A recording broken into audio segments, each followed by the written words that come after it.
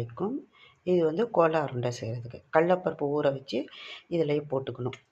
இப்போ பச்சை மிளகா, கொத்தமல்லி, இஞ்சி பூண்டு பேஸ்ட்டு, பட்டை, கிராம்பு, ஏலக்காய், வெங்காயம் ஒரு 2, ஒரு சில்லி துண்டு, தேங்காய், மஞ்சள், தனியா, மிளகாய் எல்லாம். மஞ்சள் கொஞ்சோண்டு, தனியா ஒரு ஸ்பூன், மிளகாய் ஒரு ஸ்பூனு எல்லாம் போட்டு இந்த கடலப்பருப்பு ஊற வச்சு இப்படி கலந்து விட்டுக்கலாம். ஒரு 100 கிராம் போட்டிருக்கிறேன். கடலப்பருப்போடு அப்படியே வேகட்டும். நல்லா சுண்டி வந்துடும். இது மிக்ஸி ஜாரில் போட்டு அரைச்சிட்டு வந்துடலாம். வச்சு கொண்டு வந்துடணும் கோலா உருண்டைக்கு. இந்த கழுவுன தண்ணியில் போட்டு இந்த உருண்டையும் போட்டு வேக வச்சு அப்படியே வறுத்து எடுத்துடணும். அந்த எண்ணெயிலேயே அப்படியே வறுந்துடும். அப்படி போட்டுக்கலாம். மேலே